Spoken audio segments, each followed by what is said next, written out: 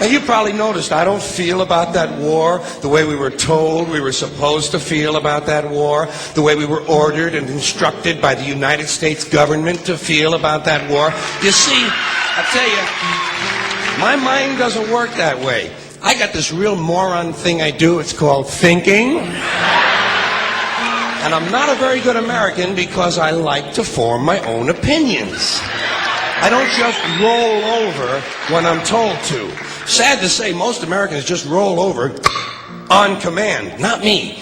I have certain rules I live by. My first rule, I don't believe anything the government tells me. Nothing.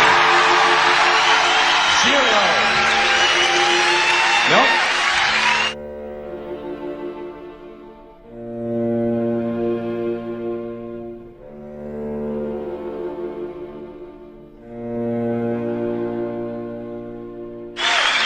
And I don't take very seriously the media or the press in this country, who in the case of the Persian Gulf War were nothing more than unpaid employees of the Department of Defense, and who most of the time function as kind of an unofficial public relations agency for the United States government. So I don't listen to them. I don't really believe in my country. And I gotta tell you folks, I don't get all choked up about yellow ribbons and American flags. Now, to balance the scale, I'd like to talk about some things that bring us together. Things that point out our similarities instead of our differences. Because that's all you ever hear about in this country is our differences. That's all the media and the politicians are ever talking about, the things that separate us, things that make us different from one another. That's the way the ruling class operates in any society. They try to divide the rest of the people. They keep the lower and the middle classes fighting with each other so that they, the rich, can run off with all the fucking money. Fairly simple thing, happens to work. You know, anything different, that's what they're going to talk about. Race, religion, ethnic and national background, jobs, income, education, social status, sexuality, anything you can do, keep us fighting with each other so that they can keep going to the bank. You know how I describe the economic and social classes in this country? The upper class keeps all of the money, pays none of the taxes. The middle class pays all of the taxes, does all of the work. The poor are there just to scare the shit out of the middle class. Keep them showing up at those jobs. Politicians know that word. They use it on you. Politicians have traditionally hidden behind three things: the flag, the Bible, and children. No child left behind. No child left behind. Oh, really? Well, it wasn't long ago you were talking about giving kids a head start. Head start, left behind? Someone's losing fucking ground here. But there's a reason. There's a reason. There's a reason for this. There's a reason education sucks, and it's the same reason that it will never, ever, ever be fixed. It's never going to get any better. Don't look for it. Be happy with what you got.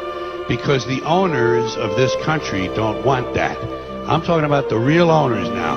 The big, the wealthy, the real owners, the big wealthy business interests that control things and make all the important decisions. Forget the politicians. They're irrelevant. The politicians are put there to give you the idea that you have freedom of choice. You don't.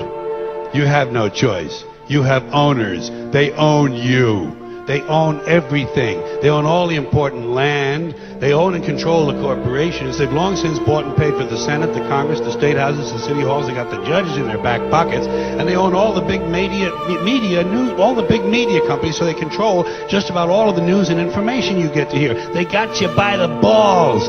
They spend billions of dollars every year lobbying to get what they want. Well, we know what they want. They want more for themselves and less for everybody else. But I'll tell you what they don't want. They don't want a population of citizens capable of critical thinking. They don't want well-informed, well-educated people capable of critical thinking. They're not interested in that. That doesn't help them. That's against their interest. That's right. You know something? They don't want people who are smart enough to sit around the kitchen table and figure out how badly they're getting fucked by a system that threw them overboard 30 fucking years ago.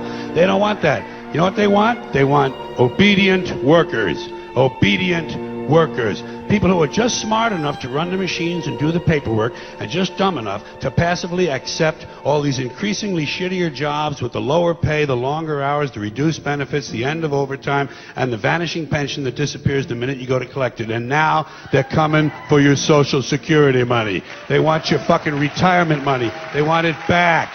so they can give it to their criminal friends on Wall Street. And you know something? They'll get it. They'll get it all from you sooner or later, because they own this fucking place. It's a big club, and you ain't in it. You and I are not in the big club.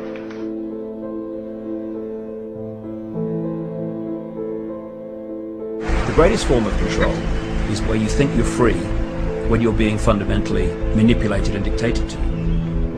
One form of dictatorship is being in a prison cell and you can see the bars and touch them. The other one is sitting in a prison cell but you can't see the bar, you think you're free. What the human race is suffering from is mass hypnosis.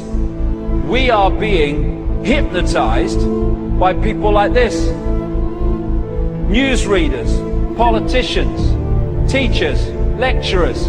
We are in a country and in a world that is being run by unbelievably sick people.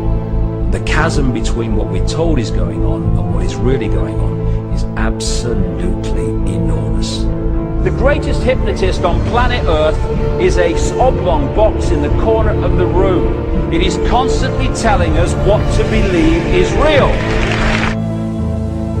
Historically, the control and manipulation of political opinion has been the Freemasons' main weapon in gaining control of countries and states. Once in control of the rulers and politicians of a country, laws and political structures could be changed in accordance with their agenda. However, since restricting the body does not necessarily mean restricting the mind, the Freemason recognizes that their plan for a global government hinges completely on subduing the masses to their agenda, and thus eliminating opposition to their cause. And the greatest threat to their plan, posing more danger than any army or law, is the threat of a free-thinking mind. In order to eliminate this threat and to achieve their objective, the Masons have set about the boldest plan ever devised: the complete control of every aspect of human life, your life. And the weapons they are using against you are in your very homes, entertaining you and your children, and gradually indoctrinating you without you even realizing.